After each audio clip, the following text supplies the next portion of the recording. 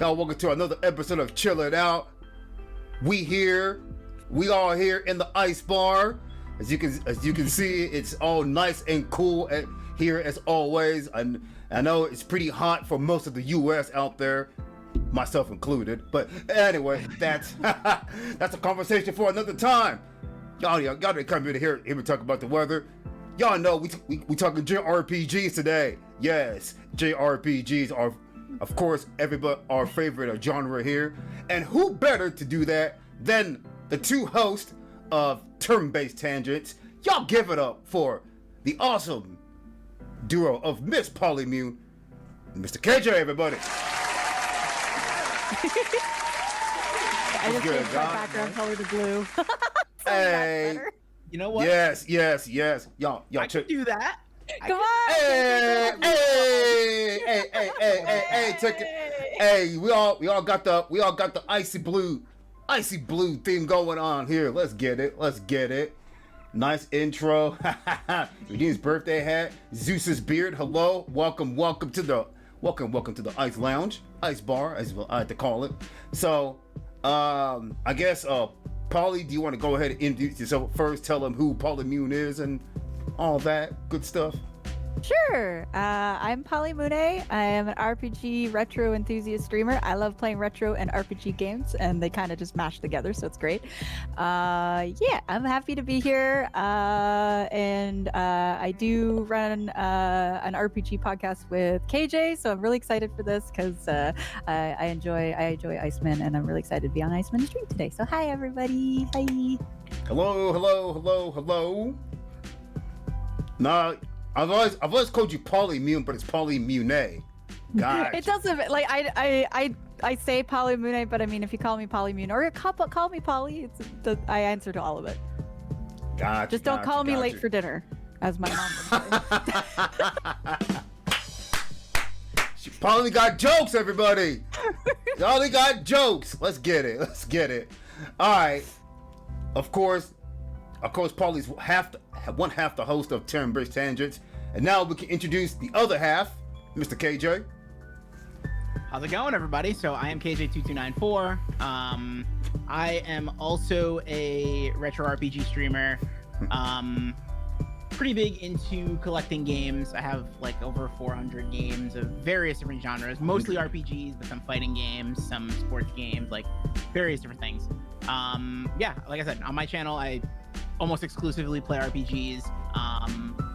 And yeah, I'm the other half of Turnbased Tangents. I honestly, like, it's one of my favorite things that I get to do because I just get to hang out with Polly and talk about games, and we play games basically side by side and just go through them and everything. So very, very excited to be here to discuss RPGs. Good time.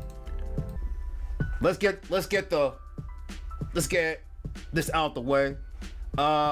I guess KJ, we can start with you. What got you into JRPGs or really RPGs in general? Yeah, KJ. That's a deep question. Okay, so I have two older brothers. One 6 years older than me, one 12 years older than me, and I kind of just grew up watching them play games, and I have distinct memories of watching them both play like Final Fantasy VII and stuff like that. And at that time, I was only like 4 or 5. Like I wasn't really playing games. Like they were making a big deal about all these games. I had no idea. I was just like, oh, cool, like video games. And I took an interest in like Pokemon. So I was like, oh, Pokemon Red. Like I'm playing this. This is cool. I had no idea what in the world I was doing. I was just, catching Pokemon and pushing buttons. I was happy as hell. But right. As I started watching my brothers play kind of more and more games, I was like, oh, these seem pretty interesting. And I remember kind of getting like a Final Fantasy VIII demo disc that I think was a hand-me-down. It was a Pizza Hut demo disc. I remember trying that out and like remember those. Being interested in I remember like being interested in that, and then in 01 I got a copy of Golden Sun, and at the time like I had played mostly fighting games, Pokemon, and like funny enough like 3D platformers like Spyro and stuff like that. But I played Golden Sun, absolutely loved it, and then I was like, oh, like this is kind of, there's a lot more games like this in this similar genre. And at the same time, still watching one of my older brothers play through a lot of those games. So it was the case where I just got more and more interested. And even over the course of time, like it was still the case that a lot of my playing, like a lot of the games that I played were, again, more action adventure and like ARPG, like that line of action adventure ARPG. And then I played a lot of Pokemon. I played a lot of like the hack and slash like Warriors games, like Dynasty Warriors, Samurai Warriors and stuff, because I would co-op those with my dad. And then eventually I just started jumping into actual like full-fledged JRPGs, and I kind of kept going from there. So all right, hey, that's what's up, you know. I Pokemon love your KJ origin story. I love that, man. Let me tell you something.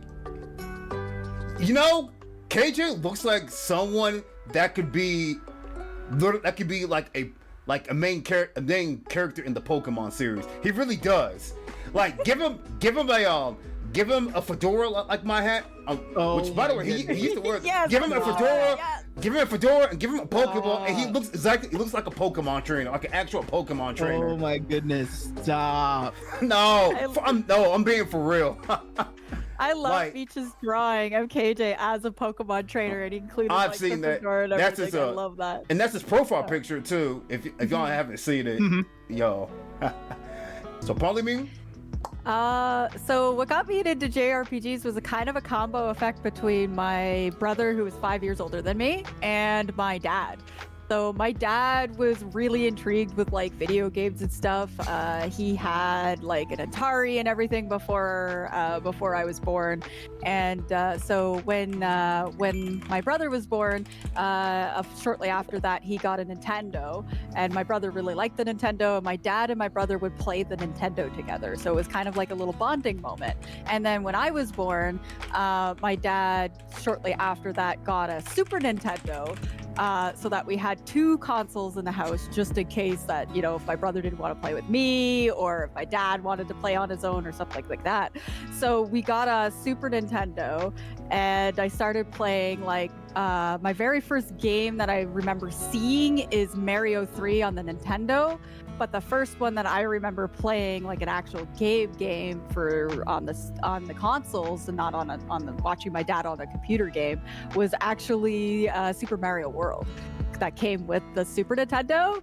And then, so that was great. And I loved that game. I love replaying that game and playing it over and over again. It's like one of my favorite games. It's just so much fun, and try to get all the stars and everything.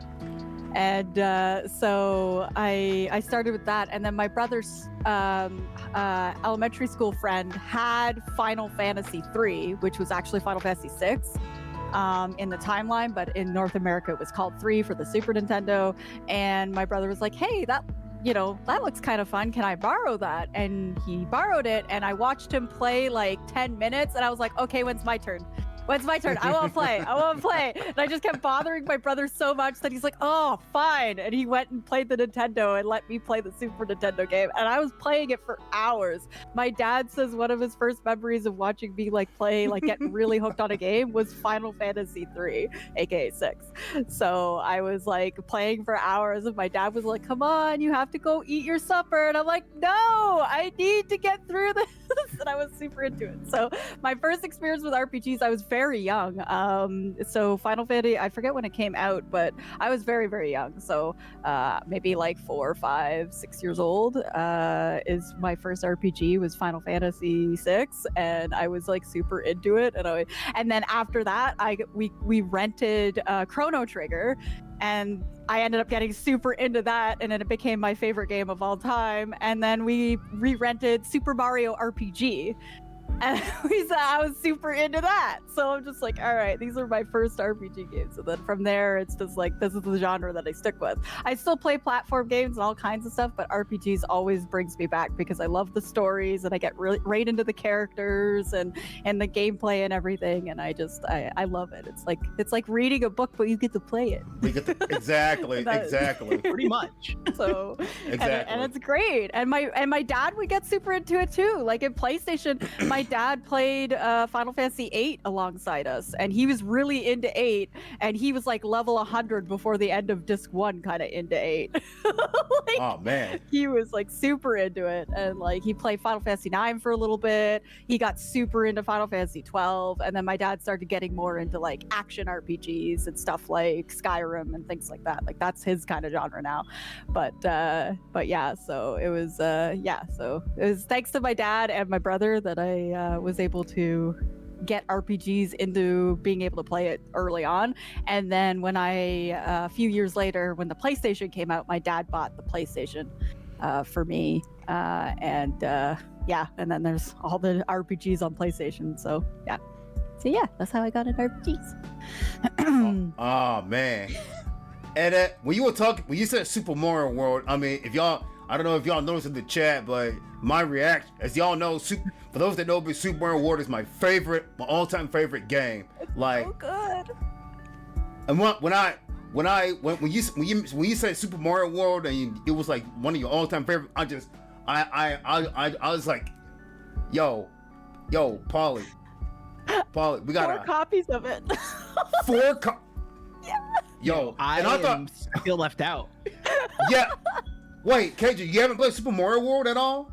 I'm not a platform gamer. Gotcha. We can derail. So Shane in chat is talking about Mario 64. We can derail every conversation and I can go off on a rant about Mario 64. Well, as much as I want to talk about it, I gotta get us back on track here. It's a JRPG episode, but hey, we could talk more about that, like off stream maybe or something. But I think it's just fifth. Had a redeem to ask guest a question and ask, what is your all-time favorite JRPG or series? And I guess Polly, we can start with you on that one. So this one's a tricky question because like my all-time favorite game of all time is Chrono Trigger, but slowly but surely I have a RPG that kind of out of nowhere came up and like ended up being one of my favorite RPG games of all time. And that was like, so like it's hard because like Chrono Trigger is the favorite game of all time for multiple reasons, not just being an RPG game. But this game, for being like a really great RPG, Octopath Traveler 2 was an absolutely mind-blowingly fantastic game. And I was so hooked and into it, and it climbed up so high that I would argue that it is one of my favorite RPG games now of all time. Because I got super into it and I loved it so much. So it's like Chrono Trigger is like the favorite game of all time, not because it's an RPG, but because of everything else with it. But like if you're talking just strict RPG, I would actually argue Octopath Traveler 2 is definitely really close to being the favorite, if not like. But I mean, I think Suikoden might beat it out of its slot if I play 2. So I keep playing these great RPGs and they keep changing the orders. But Octopath Traveler 2 is so fantastic. Tactics Ogre Reborn was fantastic for my like first thorough tactics game. I don't count the Fire Emblem game I played. I don't even remember half of it. But so for Tactics Ogre Reborn being like my first into the tactics series, it was also really fantastic. So it's just like I'm stuck. So yeah, it was just those 3. But favorite tactics game, favorite RPG game, and favorite all time. There we go. For now, because I'm stupid into Suikoden, and I know that Suikoden 2, everybody has praised it as being better than the first one, and I was like, oh no. Oh man. I might actually tie it or something. What you will realize is that for every question that there is today, Polly is going to talk around and give you like 6 different answers. You will not decide. I like deciding things. Yeah. I will give options, and then I want somebody else to pick what it is.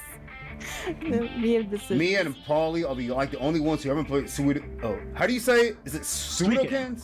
Suikoden. Hey, Lost. Let me tell you something. I haven't played any of them.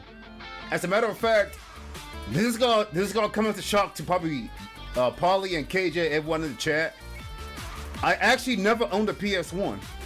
Oh wow. Yeah, I never owned a PS1, but PS2 onwards, I had a PS2, had a PS3, had a PS4, and currently have a PS5. But yeah, PS1 never owned it, so I never got to experience the JRPGs that everybody got to experience, back in the day. I mean, I do now. Like literally, like I just started playing Valkyrie Profile. I know. Oh yes. I know. Such a good game. Yo. Such a good game. Yo. Let's go. If you need any PS1 RPG recommendations, I got like 18 of them in the corner over there. I got you. I got you all kinds of recommendations. I know you, KJ. You and the recommendations. You know they don't disappoint. But yes, oh man. KJ is solely responsible for making many people's backlogs like 10 miles long. I'm not gonna lie to you. He is actually one of the reasons why my JRPG and my gaming backlog in general is so huge. I never said that before, but KJ and Polly, y'all the reason why I have so many games on my back. Well, my backlog is like 500 games right now. Jeez. Yes, I'm not exaggerating, people. 500 games. I mean fair. It's half these games behind me I haven't played. Man, but hey, I love, I love it. I just wish I had the time, but I gotta be a grown adult, and I gotta do like grown adults do, and we have responsibilities, and I gotta go to work and all that. So it is what it is at the end of the day. Polymune being so responsible for putting 10 games into mine. I think we're all kind of responsible for increasing all of our each of our backlogs, because we all see games that like, oh, that's interesting. We love it so much, and now we want to experience it. We want to experience what they experience. You know what I'm saying? Alrighty, KJ. Same question to you. Floor is yours. Yeah. I'll take it as my favorite RPG and then my favorite series. The favorite RPG, that's easy. It's Golden Sun. Between like outside of just the nostalgia factor, I love just how the game is put together. One of the only sort of bad things I have to say about it is the fact that like it's effectively split into two games. Like they weren't able to, because originally it was, from what I've heard, originally it was supposed to be an N64 game, but then like it ended up getting pushed to be a handheld game. And so they split it onto two cartridges. And so the first one is one that like, it's just so well done. And yeah, I absolutely love that game. Favorite series is one that's kind of difficult because I have not played every game in every series. Yeah. That said, that's why I couldn't answer that one. That said, if I had to say favorite series, I would probably go with Octopath Traveler because I've played all of the games in the Octopath Traveler series. That'll work. And Octopath Traveler 1, I felt like was the game that sort of almost brought back a lot of the sort of retro feel turn-based RPGs back when that came out. And then Octopath Traveler 2 just like blew that out of the water. And you kind of see a lot of like, there's more like sort of indie games that are coming out that are more turn-based. You don't really see a lot of turn-based RPGs, at least in sort of like from the bigger developers, because the new thing is like action RPGs and stuff like that. But yeah, in Octopath Traveler would definitely, I would say, be my favorite series, like, because there's so many series I haven't finished. Like I'm almost through the Suikoden games. I'm partway through the Wild Arms games. Like, there's so many series that I've dabbled in but not played all the games. So Yeah. and like with Octopath Traveler, I played the mobile game, I played the first one, and I played the second one. So I didn't even know they had a mobile game of Octopath. It's interesting. yeah, it came out Yeah. in between the two. It a lot. Honestly, what they did with the mobile game was they tested out various different various different functionality that they then put into Octopath Traveler 2. Y'all spoke pretty highly of Octopath Traveler, so I guess let me get. So for people who don't know what Octopath Traveler is, I guess do y'all want to explain that to our audience what that is, pretty much, or I guess without spoiling anything, I guess like a general premise of what the game is. Yeah, sure. I can take that, or you can take that. Up to you, Polly. Doesn't matter Yeah, to me. go for it, KJ. Okay. So the You're the one Octopath who got me Traveler. into it. So the Octopath Traveler games, effectively, what they are is you have 8 characters that are following their own separate stories, and everybody just ignore Key. The things that like 85% of the things Key says, just skip over them. Anyway, so Octopath Traveler, like, yeah. quote So that? you have 8 characters, and they all have their own independent stories, and they do this better in the second game than they do in the first game. But you basically go through, you pick one of the characters that's sort of your primary character, your main character, and then you would play through the different stories. You go around collecting the characters, and you get to play through all of their individual stories. And in some ways, the stories come together. So, like I said, they do a lot better job of it in Octopath Traveler 2. In Octopath Traveler 1, it's a lot more of like you have to do some post-credit, like side quest type stuff to actually get the full lore to know how the games come together. In the second game, they give you everything in the actual primary story. So that's kind of the general idea of the Octopath Traveler games. Yeah. Oh, okay. So And 2 so, is a great example of taking everything that was right in 1 and all the little things that might have needed correction and making it better in the second one. Like, I found Octopath Traveler 2 such a perfect sequel that it was like an improvement in almost every, like it was improving on something I already really enjoyed. So I like that rather than being like, sometimes when you get a sequel of a game, it's actually a disappointment in a lot of cases. Not all cases, obviously, but in some cases when you get the sequel, you're just like, oh, it just doesn't feel like the original. And you'll kind of get that more hit and miss. With Octopath Traveler 2, it like feels like the original, it improves on the original, and then adds a bunch of stuff into it to just kind of build upon that world that they've had already started to build. So it was like, yeah, I like that. I like that when games do that, and they did a really good job, and they deserve way more praise than they get. all right. And And that it's their 5th anniversary, so it works. This is great that Yep, we're talking about it, yep. because it's their 5th year anniversary. 5-year anniversary. the series or Mhm. like okay. Yeah. All right. Well, happy 5th anniversary to Octopath. And you guys just watched an episode of Turnbased Tangents here in the Ice Cave. No, I'm kidding. But you know, that would be interesting if we did like a podcast crossover, you know, Chillin Out meets cross Turnbased Tangents. Who You knows? gonna come play one of our off games with us? Come play Trails.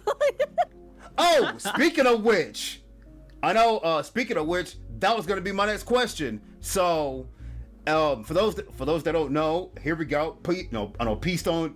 I know you really wanted to hear about this. For those that don't know, I know Paulie and KJ are playing the streaming the Legend of Heroes games. I believe they are playing Trails in the Sky. I believe. Yep, Sky 1 and 2. 1 and 2, got you.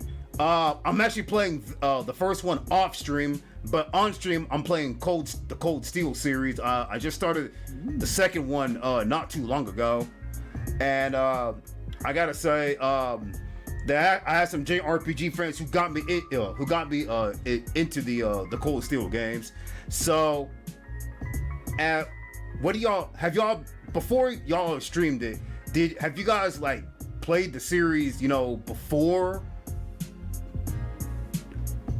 Oh, so this is y'all's first time. So this is all, so we're all on the same boat here. Yeah, we are all in the same boat. Mm-hmm. Oh, okay. Thanks, Peace Stone. It was one of those situations where I actually had the Sky games, or at least Sky 1, in my Steam wish list since 2015. And wow. I had never played it. And I kept hearing people rant and rave about it. P Stone, who's in chat, was ranting and raving about it. Quite a few people, like Neomatter, if you know Neomatter, Kane Highwind, like multiple different people ranting and raving about this series. And so when Polly and I were making the podcast schedule for this year, we had put it on, and then what happened was we went to PAX East and we both played one of the games in the series, the NIS booth, and we were like, oh, we need to bump this up. Sooner rather than later. We bumped up the Trails games, and here we are. Polly's in the middle of second chapter, so the podcast for that is going to be at the end of the month. Yeah. And Polly's in the middle of second chapter. I've actually kind of forced it and beat second chapter and beat Sky 3, so I'm actually on 0 now. I'm in the Crossbell arc. Oh man.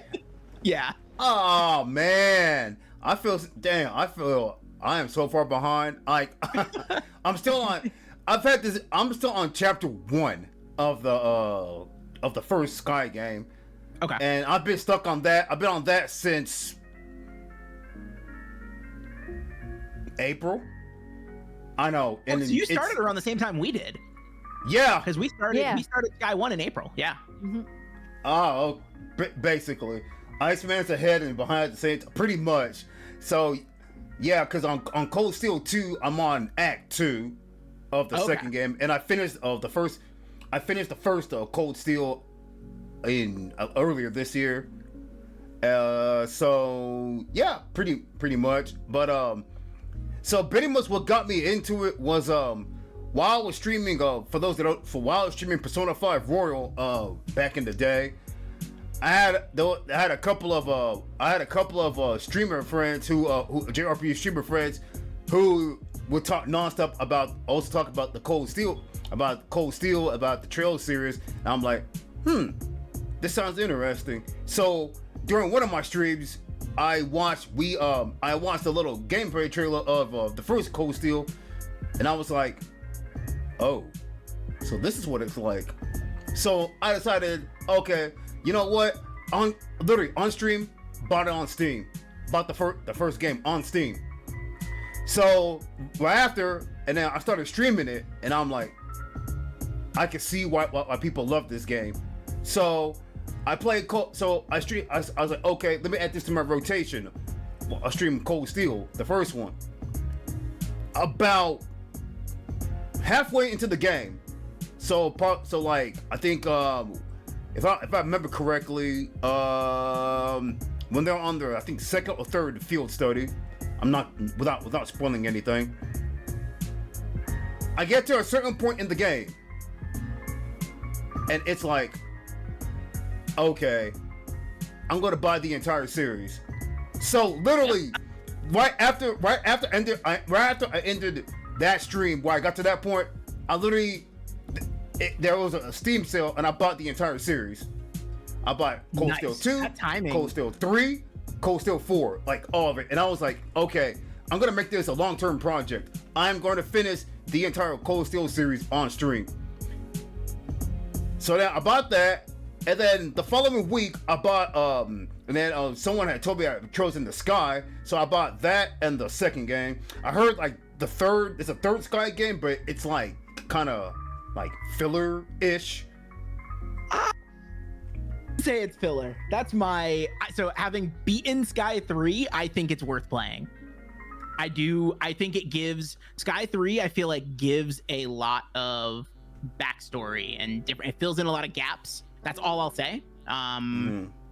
Yeah, so I wouldn't necessarily say it's filler, but I would say that it gives a lot of necessary backstory. And I mean, it made me, I haven't gotten into the ties into the Crossbell games yet, but it definitely made the first and second games, like, it made me understand and feel for like the characters as a whole more. And I think another thing is it really, when I look back on playing Sky 1, 2, and 3, and I probably had the most fun with Sky 2, but I think in terms of like story things, I enjoyed Sky 3 the most, if that makes sense. So like, I like story-wise, I think I was the most interested in Sky 3. The gameplay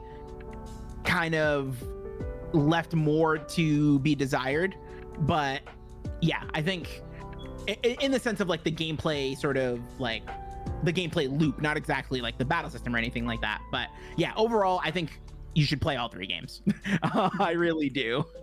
So Gotcha. And let's be real, it's because Estelle is Bestel. It's you gotta maximize your time with Bestel.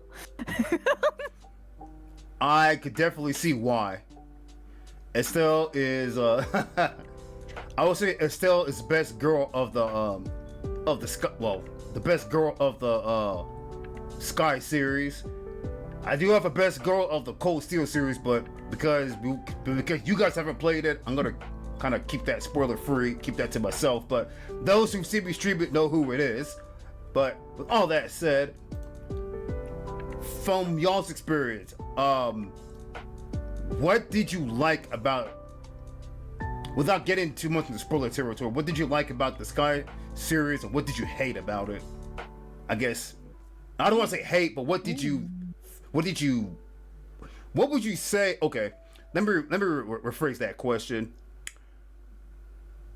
What aspect of the Sky series kind of like drew you into it? Was it like maybe the story, maybe some gameplay? I was already intrigued by it because KJ and I were like talking and discussing about having the trails in after hearing Peastone being really excited about it, and Kane and other of our community members. We were already like putting it on that we were going to play it this year for the podcast because we were both kind of interested. I had never played the trail series. He had never played the trail series, but we did know of people who had and saw little bits and pieces of it, of people streaming it. So, but when we went to PAX East, and he play tested Reverie, which is the one that just came out, and I played Azure. So Trails to Azure. Yeah, that's one. Okay. So I tried that one, and I was like, oh wow, this gameplay is really fun. I really liked the look of it aesthetic wise. I like the quartz system and everything. So like I was instantly like, okay, and we both looked at each other and we were like, we are bumping this. Like we were like, nah, we gotta get to these games because Azure looked so interesting to me, and I was like, oh, I can't wait to get to this one. But then when we started playing Sky, we both really liked the main character, and the whole community teases me that I am the main character. Estelle is basically me, and so and I'm like, okay, and then when I started getting into it, I'm like, okay. At first I was like, no, and then I would say things before she said things, and I was like, oh no, I am Estelle. I really am. And then I started reacting the same way that she did in the game before she would. Like I would react, and then I'd do the dialogue, and she'd react the same way, and I was like, okay. And then after I beat Sky 1, and I did that on stream, and yeah, I have a command now because of that emotional stuff. Anyway, I was like, nah, I bought 3 right away because I'm like, I need to maximize my time with my best girl, and now I'm into 2, and I'm just like, yeah, okay, I see the appeal. So I'm really, yeah. So it was kind of a little bit of a timeline. Like we both already had talked about putting it on the podcast because we try to pick games neither one of us have played. And prioritize those RPGs so that we both can kind of go into it with a completely, blind perspective, like a completely no perspective of it, and see where we sit with it. But then, yeah, play testing it was the seal of the deal that we needed to pump it up, and now we're both very eager to go through it. And we both plan on streaming a few of them and stuff like that too, because we enjoyed them so much. Oh, that's awesome. That's what's up. KJ, Yeah. I'll let you go ahead and answer that question. Yeah, so it's again like I don't know. For me, it was a lot of the storytelling really pulled me in quick, right? Like I think the storytelling and the characters really pulled me in. I do really like when games have a lot of world building, and I think specifically Sky 1 does that really well, but it almost does the world building in a way that is in the perspective of characters rather than just like general world building, which I thought was really interesting. And then, yeah, the games just, they don't stop. Like, it just keeps going and going and going in the sense that, like, they really, the story is 0 to, like, 150. Oh, yeah. Yeah. Oh, yeah. It goes 0 to 150. Like, it's wild. And, I mean, I haven't played Beyond Zero, and it's interesting because of the structure of it and the way that it's like almost like it's sort of episodic, where it's like you have like it's split into like arcs and stuff like that. So it's like, hey, you have the Sky arc, you have the Crossbell arc, you have the Cold Steel arc, and it's like I'm now playing Zero and I'm back in sort of like the slow burn of Trails in the Sky 1. But I can only imagine once I get out of that slow burn, it's just gonna, again, foot on the pedal, like, just 0 to 150. Like, this series is really good at, like, so far anyway, is really good at like painting the world building perspective on the perspective of the character. I think that's really neat. I think that was really unique, where a lot of series I've played, even when they continue with each other, they kind of just build the world, and then it's just like your character supposedly already has this knowledge. Whereas with the Trails in the Sky specifically, like your main character that you are with Estelle, you are learning what she's learning at the same time. But it's building up the world because it's giving her information, thus gives you, the player, that same information. And it just feels a little bit more connected that way, which I thought was really interesting. And thinking about it and going into 2 now, where there's just like, 2 is, it seems like it's more like a fast paced kind of like this happens, whereas the first one, it was giving you that information. They do it really, really well, because it's like when you're already like playing the game and you're like trying to put yourself in the shoes of that character, you're like, you feel like you're in that world more, whereas it's not just like titles on a titles on like a faded screen and being like, here's all the world building information you need, and then here you go, and it's like, okay, but like it's not as immersive, right? So, and then you're expected to remember those. Like a couple of the Final Fantasy games do that, and started to lose me because they did that. 12 and 13 specifically a little bit, where they were just kind of like, this is the way everything is. And then you kind of have to go from there. And I just really like the Trails so far, because they're just putting you into the game, and your character is like, oh no, I don't understand the world. And it's great because that works great because they're explaining it to her and getting her to understand, which explains it to you. So there's not that disconnect. Like, and I like that. I wish more games did that way. And that was like, yeah, I like that. And I think that's a big draw for it, and why, like, after beating 1, I was like, okay, I see it, and now I need to just keep going because I want to know. I want to see how this world progresses. And you get this tiny piece. You get this tiny little piece in Sky, and you know it's going to be like this. What Polymune said describes the series as a whole to a T. So, for those that don't know, the Legend of Heroes series is like the MCU of JRPGs, I guess, in a way. So they're two different. That's a very good comparison. So they're like 3 different stories, but they're all interconnected. So I think I saw someone talk about Reverie in the chat as well. So I guess if you think of Sky as, I'm just giving an example. Think of Sky as Iron Man, the Azure series as the Incredible Hulk. Well, I'm not accurate on this, but maybe like the Hulk and Captain America. Yeah, and then the Hulk still is Captain America, and then Reverie is pretty much Avengers Endgame. That's pretty much the best way to describe the series. So I know Azure and Zero, I think, take place around the same time that Cold Steel 2 takes place. I believe that's correct. Yeah, it's either Cold Steel 2 or Cold Steel 3. Yeah, I think it's a little bit of both.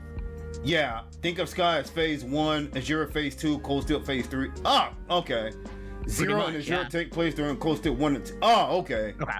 So, we're gonna get a little deeper into it. So, those of you guys that saw the flyer I made to promote our podcast, y'all saw it was the 3 of us with classes, with different JRPG classes. So, Polly, I'll begin with you. If, let's say, Polymune would become a major JRPG party member, what class would you be, and what would be your weapon? Well, I want to say something, but my community will argue a different class. So we're going to say what the community says Polly would be and what Polly wishes Polly would be. I will say that. Go ahead. So me, because I've always been drawn to ranged classes. So like being like an archer class or like a mage class or one of the two is generally what I like default for. And so that would be like a bow or a staff kind of idea.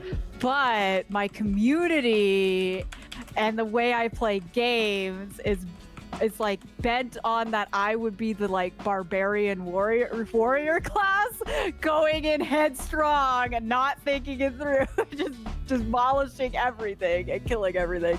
So be like sword or like giant hammer, I think is the joke, is that I'd have a giant hammer or a giant axe.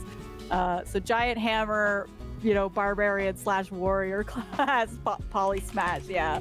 And but Polly wishes she were an archer. But the way I play games and stuff, my luck, yeah, I would be the tank barbarian going in with a giant hammer, being like, hello. Yeah, I agree. I think that's a perfect. Yep. Yeah, it's like I like the archery and stuff, and I actually have a bow in real life. Like I like archery. I like doing target practice and stuff, not for hunting, but for target practice and things like that. I have a compound bow, and so really? I always lean on archery and archer classes. They're like my favorite class to do. And then second to that is like red mage, where you could be like both a healer and a damage dealer with your magic. I always love that being able to do both and not just be a white mage and not just be a black mage, but being like a combo of the two. But my entire community is bet that I am Berserker Mune, and I would go in because of the way I play games and how I always try to brute force things, and that I would be the barbarian, like, warrior kind of class where I'm just like, I'm just gonna rush in with my giant hammer and see what happens. I mean, there are some JRPGs where it'd be possible to mix and match the two classes. For example, actually, I can't think of one right now off the top of my head, but I'm pretty sure that there are some JRPGs where you can mix and match the two classes. So, petition for Berserker Mune merge. Hey, that's a good idea. That's a pretty good idea. Kill first, ask questions later. I like that. I like that. All right, KJ. Hey, it works. It works for me. This is right. So this is a tough question for me. I don't know what class I would like. I don't know. That's a really difficult, really difficult question for me. Like, I don't know, because I mean, so it's funny because I forgot where I heard it. I forgot where I heard it recently, where people were like, "Oh, you would be like," somebody said like a Beastmaster or something. I'm like, it's. I can actually see that. I can actually see that. I can actually see that in you, KJ. You know, with y'all know you have the whole Pokemon theme going with your. I think that's what they were going for. You can do that with your. You can do that with control with the capturing the beast and becoming your own like things or whatnot. But I'm sorry, but continue. It's really interesting because like I've never like any game that I've played with that class, I've like never enjoyed that class.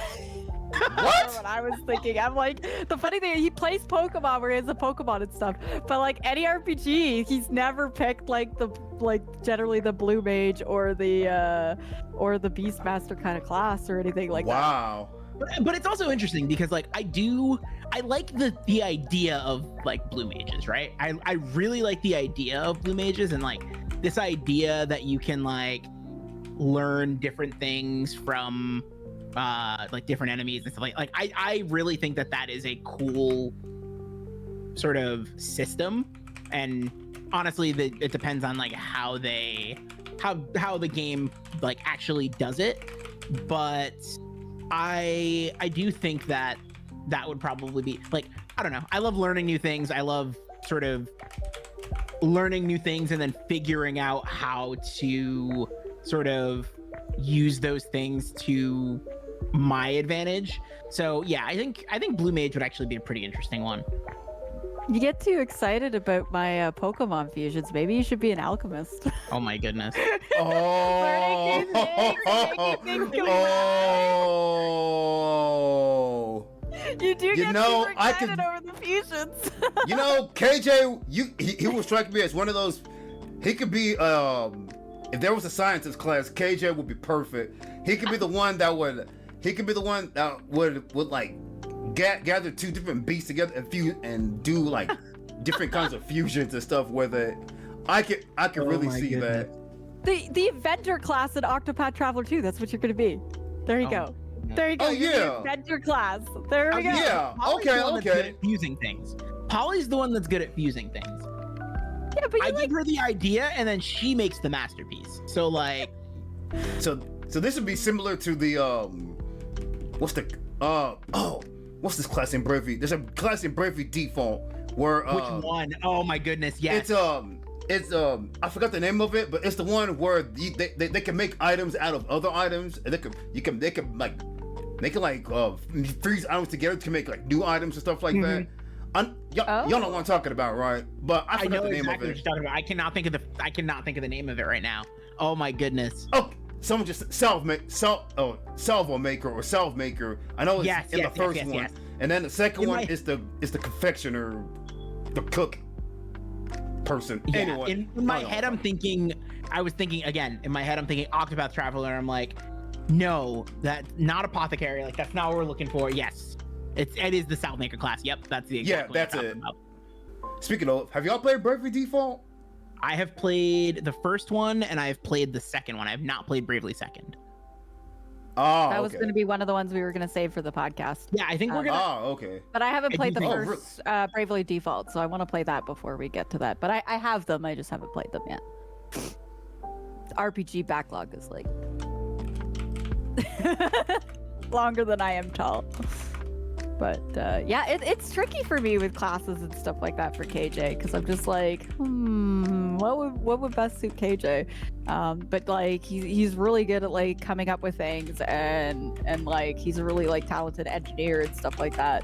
But then yeah, like I think of Pokemon trainer, but I'm like any other class and other RPG games, I was like, nah. And he's in the Pokemon world, yeah, he's gonna be like one of the Elite Four or something like that, the one you can never beat. But for classes and stuff like that, it's a little trickier, yeah. Chef KJ? Chef Maybe the cook KJ. class? Gotcha. KJ is an inventor. Yeah, that's what I was thinking. Like for class, like the Octopath Traveler, one of the classes, the inventor class. I said that would kind of suit KJ too. You ended up liking that class too, didn't you? Yeah. Yeah, so it's like I would say I would go Octopath Traveler to that, like the inventor class. Hey, that's what's up. Yo, we might as well call this the Turn-Based Tangents Chillin Out crossover podcast at this point, right? Okay. So I'm actually gonna answer this question as well, because I know a lot of people are probably intrigued as to what I'll be. Though I think given the community, it's gonna be pretty obvious. If I were to be a JRPG class and my weapons, I would probably be a paladin. And my weapon of, and just because as you guys know, I'm a pretty I'm sure the chat alluded to it, even Key, that I'm a pretty built individual. So so like I would be the one that would be on the front lines, protecting Polly and KJ from directing all the fire to me, protecting them with my shield and everything. And then and it's weird because even though, just say it, you think I'm thick. Well, that's the first time I've been called that, but anyway, back to the conversation. But I would be, I'll definitely be the kind of person that fits the paladin, the big burly tank motive like theme and everything. Even though I'll be honest with you, I kind of feel like I'm more of a, I feel like I'm in my head, like I feel like I'm more of a warrior class, like just because I feel like, I don't know, even though I could take a lot, I feel like, I feel like I'm more of a, I feel like I'm not as big as like, people say I'm a pretty big guy. I feel like I'm not as big. I'm not as buff as a lot of people say. I just, I feel like, also I'm the kind of person that's like, okay, I go all in, I go on and do all that and everything. So even though I feel like I feel like I have the, even though I feel like my character would have the build and everything, I feel like he'd be more of a aggressor or a flank and everything, which is funny because my weapon of choice would be either the dual swords, like Lloyd from Tales of Symphonia for reference. I would probably be either that or just like a regular sword and shield. Okay. Not like a great sword or a hammer, which is weird because you would think a tank character would use like a big weapon like in traditional RPGs, but I feel like I feel like I'm the kind of person that handles smaller weapons better than the bigger ones. as I know it's weird, but that's kind of how I feel, and I know my community will probably say different, but Okay, yeah, so in terms of this party, then we got Iceman, who's like the DPS, you know, you go into thing. We've got Polly, who's Berserker Mune, who's the tank who comes in with a giant hammer, and then we got Inventor KJ, who's making like the Gatling guns in the back row that shoots off arrows and stuff like that. And yeah, I mean, we're destructible. See, we don't need a healer in this party. We just kill everything before. Just kill everything before. Exactly. that's Interesting. It's a good party setup. All right, so CFG has a question. What is y'all's least favorite class in the traditional job class system? KJ, do you want to start with that one? I gotta think. All right, then do you want us to come back to you then? Yeah. Let's come back okay. on that one. Polly, do you have one, or do you need some time to think about it? You know what's actually kind of funny? So like my community is all about like, oh, be the berserker class that go and spashy stuff. I actually don't typically like doing those classes because it doesn't have as much like I don't have as much strategy control over things or something like that. So it's actually kind of funny because I don't typically go for those kind of classes when I play. Like when I play, I am usually a ranged character of some kind, and everything. But I think my least favorite class would be something along the lines of like a bard. Because typically with bards, I generally don't even like their character. let alone their abilities. And while it's nice to be able to buff the party, and I do like buffing the party, that's like my golden sun trick, so buff it all the time.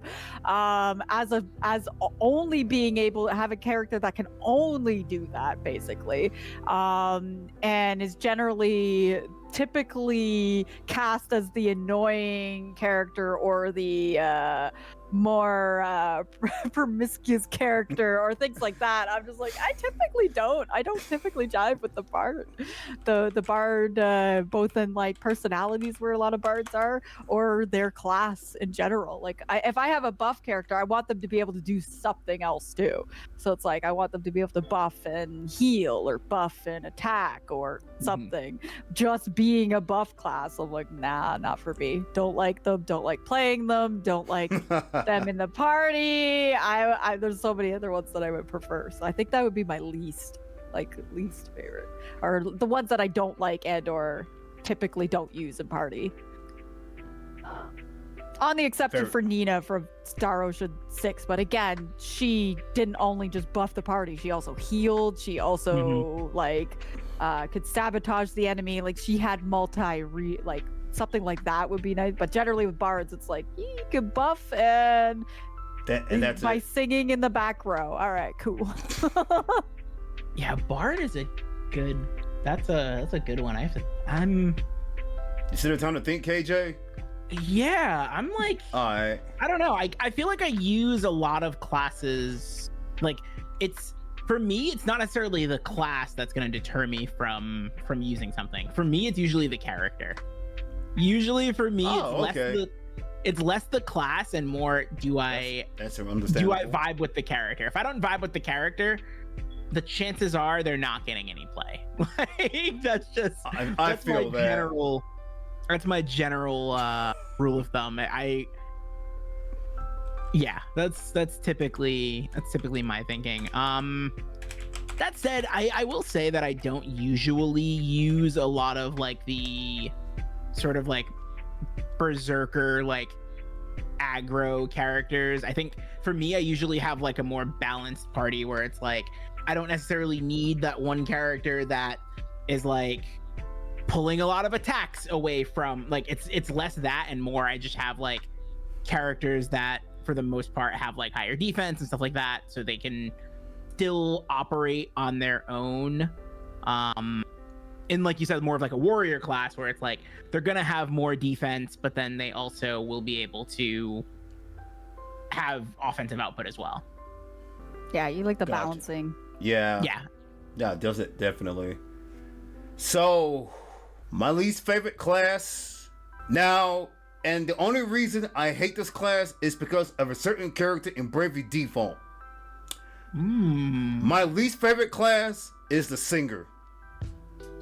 Oh yeah, I'm not a fan. Yeah, and everyone, and because it's for those, falls with the bard, right? yes, and she, and don't get me wrong, I'm sorry, but if all you do is literally debuff your characters by singing, yeah, I just couldn't get down with, like, it's like, really, y'all listening to she really weakens her party members by singing, like, what? Yeah. Nah, yeah, yeah, I couldn't. Like, if they could do more, like, if they could do other things too, like Polymune said, I may tolerate it more, but yeah, I just don't like the idea of a character or a class or a character or whatever. All they do is yell in your ear all day to reduce your stats. That's yeah, nah. That's a good way to put it. That will probably be my worst, the class I hate the most. Okay. Yeah, But, and it's kind of funny because, like, in Octopath Traveler 2, I didn't mind the dancer class, but I also liked the character behind the dancer / like that kind of party thing or whatever. In Octopath Traveler 1. But then in Octopath Traveler 2, I absolutely hated it. So I'm just like, the whole like idol kind of mentality. I'm like, nah, this is not a party member for me. I'm sorry. Yeah, sorry, I meant to say 1. I liked it 1, but I didn't like it at 2. Yeah. But yeah, it's generally the singing bard kind of class that, especially when they can't generally do anything else. Like, I mean, with Octopath, you can like customize them with like another class generally, but even then, I'm just like, no. 2, Right. I was very much, there's like only one character I didn't like. So I'm like, yep, that's gonna be the one to lean on that I don't generally like. But the funny thing is I don't generally like do the aggro type characters either, like KJ. Like I don't like, I'll have like a warrior or something like that in my class, but I'm generally not. I generally don't have the aggro ones either, like the big barbarian kind of characters and stuff, and berserker characters. And yet here I am, everybody telling me that's what I am. Yeah, it was pretty funny. Polymune, the berserker mage anti-bard. Hey, that's a nice ring to it. Can you imagine me being like a red mage / archer / berserker? What kind of class that would be? Like, I'm just like, I don't need a party. I'm just the party. Pretty much. pretty much. All right. You don't need the Polymune is a walking not contradiction. true at all. I need my friends in combat, please. Please don't. You send don't me to need the combat by berserker because myself. you are the berserker. Pretty much. The Polymune can do everything. Alright, so what is your favorite, what is your favorite RPG that a lot of people tend to sleep on? Ooh, that's a good one. Oh, there's a few other ones that I can think of. Or I guess you can name, I guess, 2 to 3. Okay. Thank you for giving me options and not making me pick. Yeah, I know Polymune. I know you don't like to be. I know you don't want to limit the options and stuff. So EKJ, we'll do is that. this too? It's so hard. Just let me pick more than one answer. I refuse. Definitive answers only. We do like sometimes like top 5 lists, and then I'm like, can I have an honorable mention? He's like, no, top 5, Polly. Pick 5. Yeah. Okay, here. Then a let's game do that this people then. like- We'll do this then. Just list 5 sleeper RPGs. Just or 5 RPGs that people sleep on that you guys like. That people you think we should play. All right, Paul. Lunar, Legend of Dragoon, Valkyrie Profile, Star Ocean either one or two. KJ argues that he preferred one. I prefer two, but they're both very, very good games. So, but I find a lot of people sleep on them, and honestly, shockingly enough, I have been finding people sleep on the Octopath Traveler. Like, I have found, like, while it has a little bit more momentum than others, oh no, what's a better one than that? Because that is getting a little bit of momentum, especially with 2. So we got Lunar, Legend of Dragoon, Valkyrie Profile, Star Ocean, and maybe the Suikoden. Maybe Suikoden. Because, like, I'm playing it, I'm really enjoying it right now, but I've been hearing a lot of people who've never played it before, who've never played it, who've never tried it, who've never even been interested in trying it. And so far, anybody I hear who ends up playing it ends up really liking it. So I feel like that might actually be another one where people sleep on it. So yeah, that's gonna be my 5. There, see, I picked 5. I'm gonna pull Ish. 5 games that Polly didn't mention. Yeah, because I know we have similar lists, so pick 5 other ones. Let's see. Okay, the first game that came to mind was Lost Odyssey. That is a game that I think a lot of people have not played. A lot of people sleep on. The second game that came to mind was I Am Setsuna, which I think is another very good game. Yeah. I have not played that game.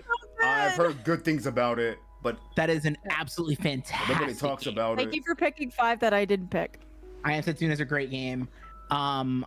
Third, I think I'm gonna pick this game specifically because a lot of people, I think it gets overshadowed by the second one, and it's funny because CFG mentioned it in chat. Grandia 1, I think that game gets overshadowed because 2 was both on the Dreamcast and on the PS2, and I think a lot of people missed the fact that the first one was on the PS1 because it was also a Sega game originally. So that's 3.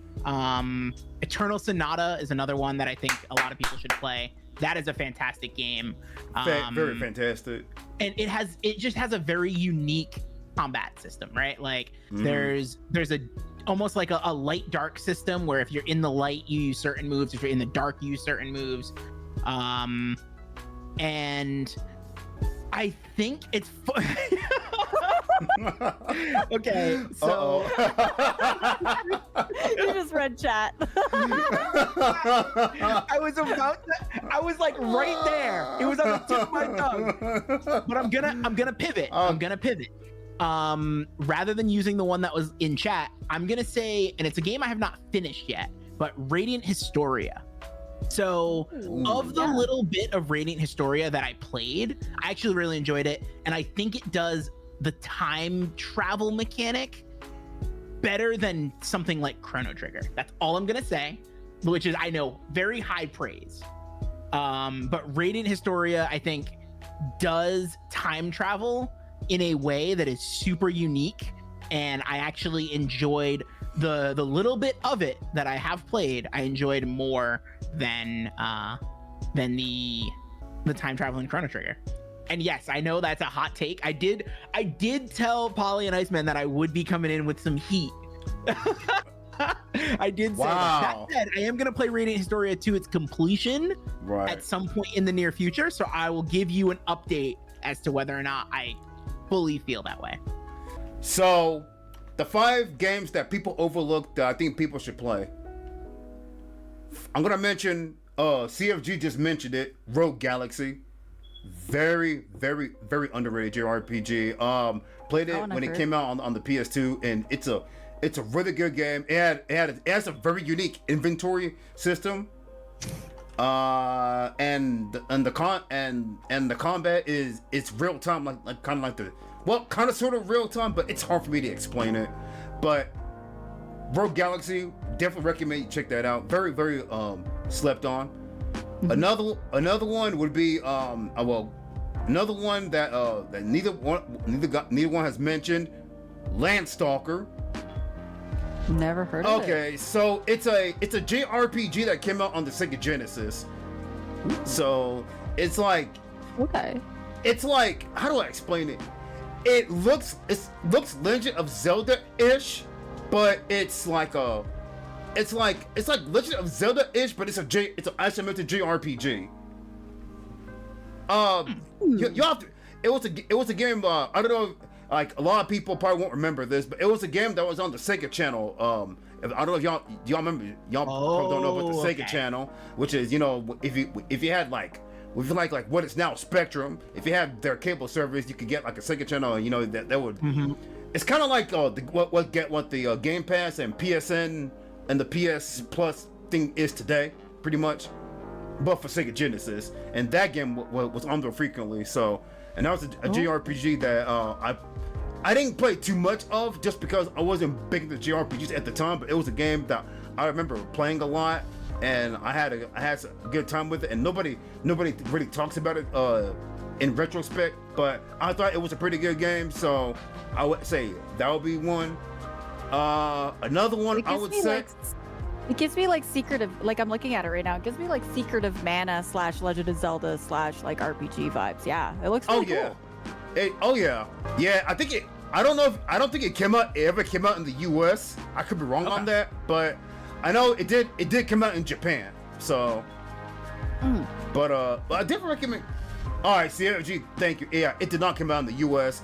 So, like, back in the day, the only way you could play it is if you had the Sega channel. But now that we have, you know, like emulation and stuff like that, you can pretty much play it whenever at this point. But I did recommend you check out Landstalker. It's a very, very underrated JRPG. The third one, I've only got to play this game once, but from the time I played it, I had a really good time with it. Power Stone. Wait, no, that's a fighting game. Sorry. I was like, wait, Power Stone? Power Stone's great, but...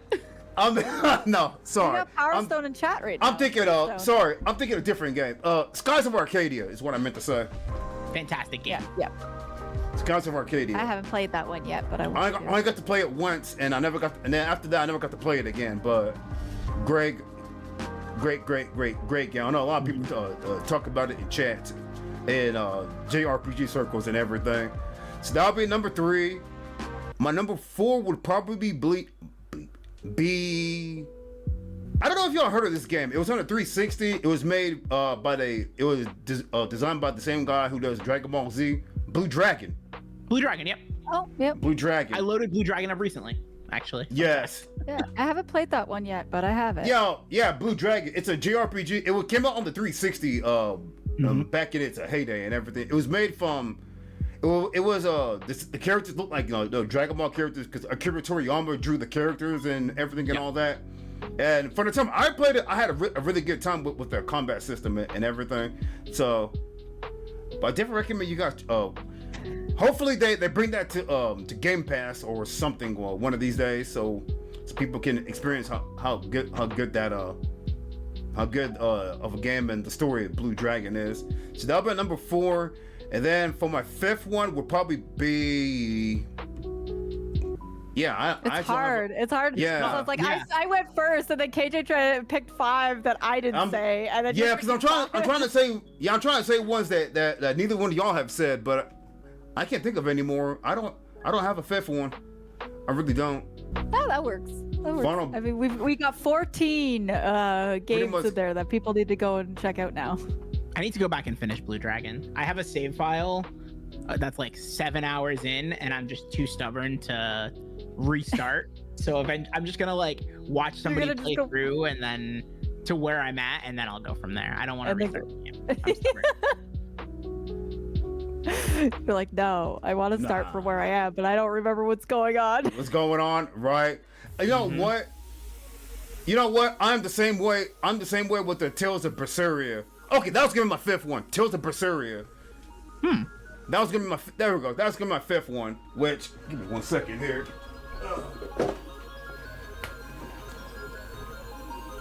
So I had this game. So I've had this game since it came out, and I played it for a while, and then I just stopped playing it because I don't know why. I just stopped playing it, and I got to a certain point in the game, and then I never finished it. So, and I've heard great things about it. I know Alina finished this game on stream recently. So, But I've heard really, really good things, and it's one of the games in the Tales series that nobody seems to talk a lot about. But by the time I played it, I thought it was a really, really, really great game. I played that game for like 20 minutes. I'm pretty sure I bought it because my roommate at the time and I were gonna co-op it, and then I'm pretty sure they took co-op out in that one, and then I returned it. Oh. Because we were looking for a game to co-op, so. Yeah, that's fair. Right. There is co-op. Oh, there is co-op in Berseria? Oh. Oh, really? Maybe we shouldn't get far enough. I guess so, yeah.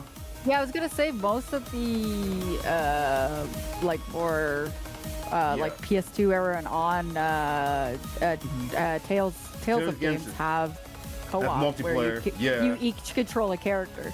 Yeah, especially I know Arise doesn't have that, which I mean with the way Arise plays, it makes sense not to have it. Yeah. But yeah, but all the ones before it have like co-op. The only ones that they have co-op was Zestiria and Arise. Got you. I've heard Berseria is one of the better Tales stories. I've heard the same thing too. And not to go into any spoilers, but I will say I've heard Velvet, who's like the main star, is like among one of the top tier among the Tales series main characters. So really, yeah, that's what I've heard. So, oh yeah. Yeah, Berseria is actually ironically the only Tales game I put down, but I didn't get very far into it, so I should probably give it another try. Yeah. Oh, see, so we're all in the same boat. So I definitely want to like get back into it and see, I've what I missed and everything. Tales of Destiny, Tales of Symphonia. I played a little bit of Tales of Berseria, put it down. Played Tales of Xillia. So like I haven't even broken like half the Tales games and stuff. I still want to play Abyss. I want to play Berseria because I've heard really good things about it. I want to play Arise. You are going to love Arise, Paulie. You are going to love that game. Yeah, I have it. I just haven't gotten the chance to play it yet because it's a super long game. It is. Tales games are really long, so it's like they are. When you sit down to play a Tales game, you're like committed to playing a Tales game, except for the ones on like PlayStation and back. They're about 20 to 30 hour games. And then Symphonia, I think, is the one where it really starts, where it like ends up being a much longer game. I was indifferent about Tales of Arise. Funny enough, I thought the gameplay and the presentation was great. I thought the story and the characters kind of wore out their welcome at a certain point for me personally, but yeah, I mean, it was a solid game still. Yeah, you still like played you didn't put it down. It wasn't so bad that you put it down. No, I played through it, but it just it definitely, like, I think for me, the thing I struggled with. Did you like Vesperia better than that one? Than Arise? Yeah, I like Vesperia more than Arise. Yeah. I think for me, the thing about the Tales of games is that they feel like they always feel like the pacing. I mean, I've only played 3 of them to completion, but I've always had a problem with the pacing because it always feels like they kind of hit you with the "but wait, there's more," and that I don't like that. I'm not a fan of that in a game that is 40, 50, 60 hours. So. That's a fair point. I mean, all the Tales games are pretty much like that. Yeah, all Tales games do the, you think you beat it. You think you done? Nope, there's more. And then you're like, think you beat it again, but wait. Right. Yep. I hate the constant back and forth. Yeah. But I do agree. Other than that, the Tales series is great. Definitely recommend you guys play them. But there is one Tales game I recommend you guys don't play, and I'm sure KJ and Paul will probably agree with me on this one. And if a certain one is in the chat, I apologize. I think I know which one. Legendia. Yep, I knew it. Do not play that one.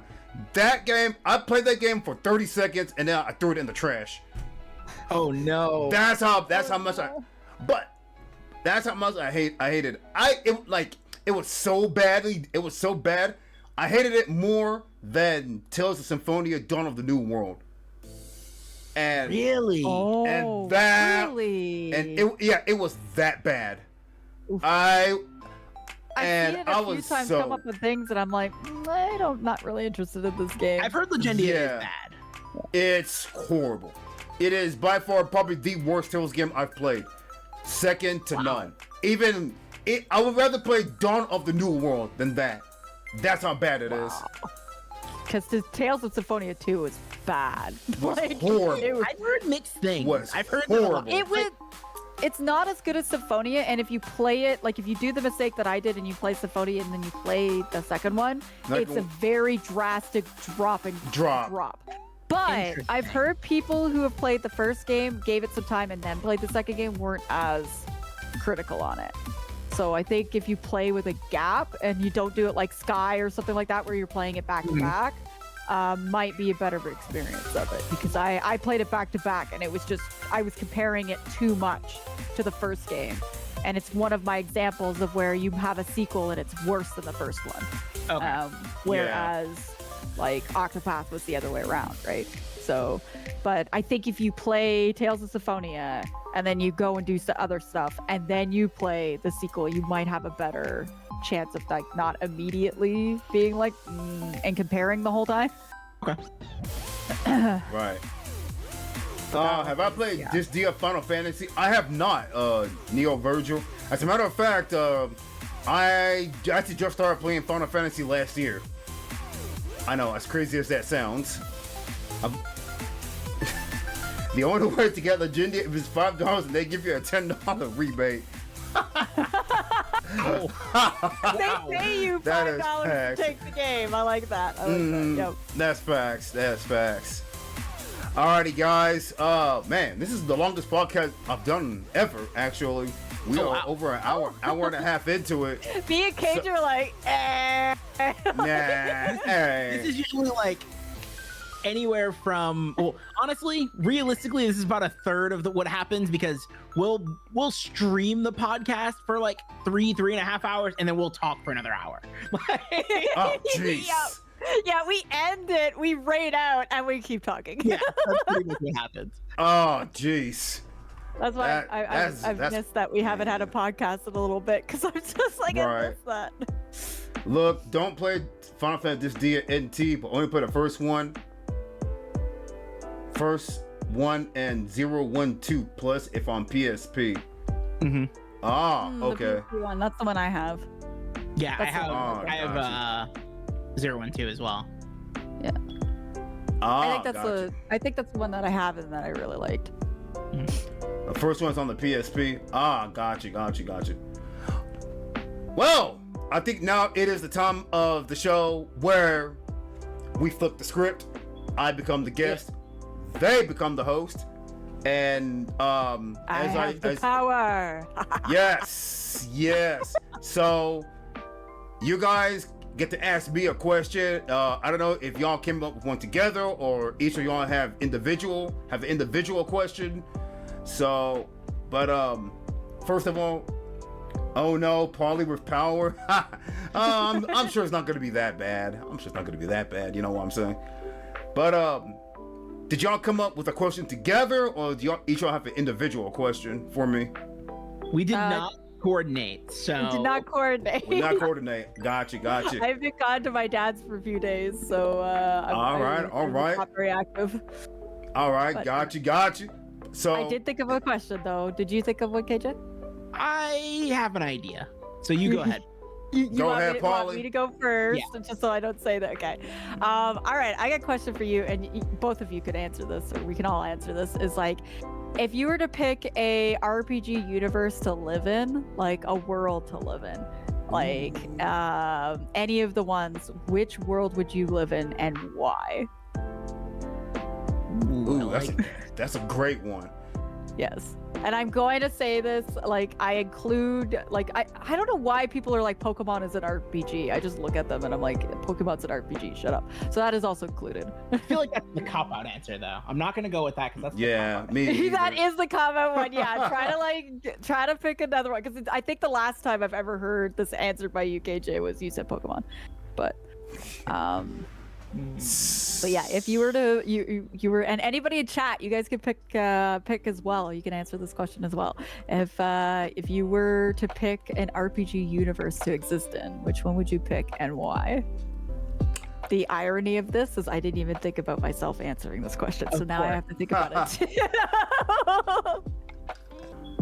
So for me personally, I would say I'm actually gonna say Persona. And the reason I say that is because I feel like, you know, Persona, it's like a real, it's like, you know, you're like in the city, it's like a real world, like kind of like, you know, you're just like walking in and everything, but at the same time you get you have like your persona is like your shadows that or you guys that you train and everything, and I feel like that would be a pretty cool thing, you know, for me to live in, and, you know, and because, you know, you have like, let's say, you know, like something's going on and you know, like something's going on like in your head or something, you could like talk to your you can have like your shadows to talk to you, you know, and they can give you advice and everything, while at the same time you're living you know, you're living life, you're chilling, you know, living your life, you know, like us regular humans do in the real world. So yeah, Iceman's okay with a little world change, but not a lot. Yeah, pretty much. At least with Persona, you don't have to worry about going to school, because oh, well, that too. We're a little too old for school. That too. Yeah. So that'll be mine. It'll be Persona. I guess the question that I have is, am I just like a normal everyday pleb?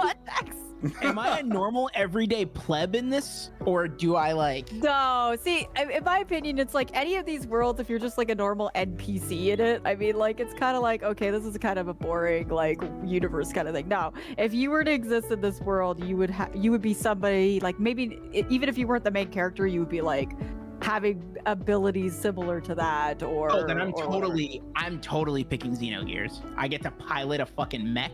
100%. 100%. Hey, you get to pilot a mech. Yes. Give me a giant badass robot every day of the week.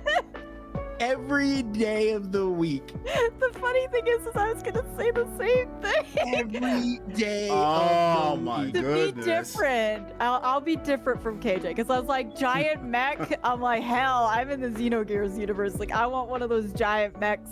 And piloting one of those, that'd be really fucking fun, and everything. But KJ said that, so my one is you all know very well. I would be in the Golden Sun world collecting all the buddies and saying fuck you to the main character. My goodness. That's a good one, though. I want all the buddies. I want them all. That is Polymune to a T, everybody. That is Polymune, exactly.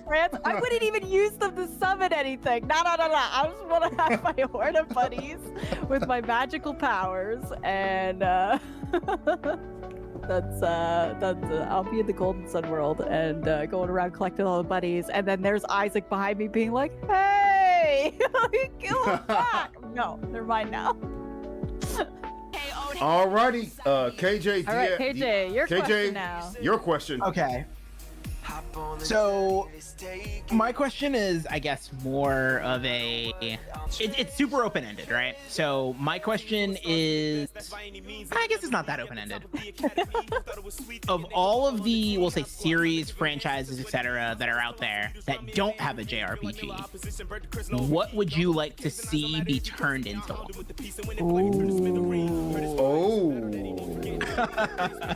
So this could be another game franchise. Like, this could be taking, like, if you wanted, hypothetically speaking, like, I know Keith answered The Last of Us. Say you wanted, like, I don't know. The first thing that came to mind was like, this isn't my answer, but I was thinking about like the Onimusha series. So like, say you wanted that turned into like a turn-based RPG. Oh, that would be really cool as a But- turn-based RPG, though. Ooh. Yeah, Like, I love the Onimusha games. I'll put that on the table for y'all. I don't think it would do well, but I would still buy it and play it. Is maybe like the Tomb Raider.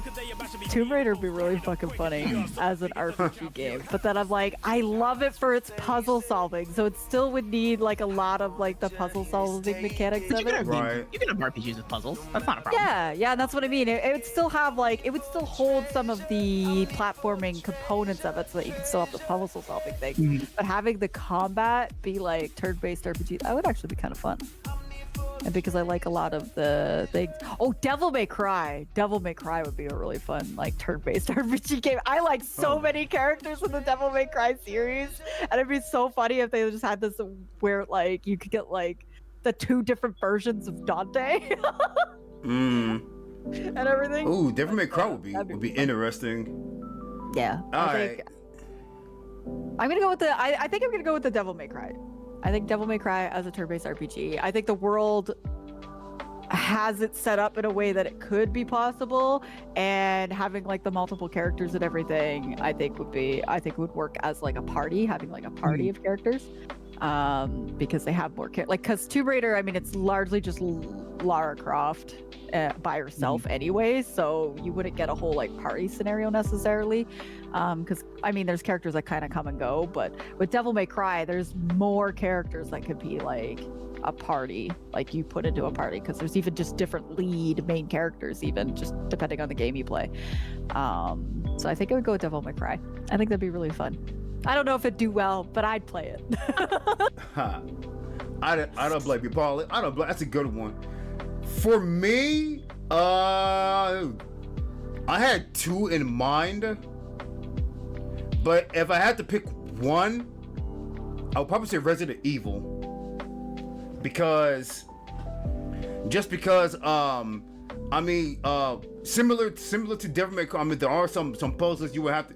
It does have some puzzle elements into it, and then like it could be kind of like could be kind of like what Final Fantasy 16 is. It could be like on the action RPG with the shooting down the shooting down the zombies and everything, and also and it probably wouldn't do as well, but it's the game it's the series I can think of that it kind of has the mechanics to be turned into a JRPG. So I don't know how else to explain it, but I would say Resident Evil. And as crazy as this, I know I said that we're going to choose one, but as crazy as this sounds, the other one I would like to see would be the Smash Brothers series. Okay. RPG. That's an Okay, that's RPG. interesting to have all those different characters in and then make it an RPG game. That would be I mean, wild. it would be kind of like Reverie. Team Kirby. Kirby will be the ultimate JRPG hero. Just think about it. They could just like transform into any class. They can transform to any class. True. That would And be then really cool. And you get different classes depending on the enemies you beat. On the You enemy, beat up right? an enemy and you And get then their class. Captain Falcon will be the berserker coming in with the Falcon Punch. You know what I'm saying? Kirby like Quina from Final Fantasy IX. You know how Quina like eats things and gets their abilities? That would be Kirby, but they would get classes. You'd have to eat all kinds of different enemies until you get unlock all the classes for Kirby. That'd be really fun. Like, Right. Oh man, that would be really fun. I would love to see that. I mean, if they did that, I mean, I don't care how bad it would do. If they did that with Smash Brothers, I would buy that in a heartbeat. I feel like it wouldn't do bad. I feel like that would sell.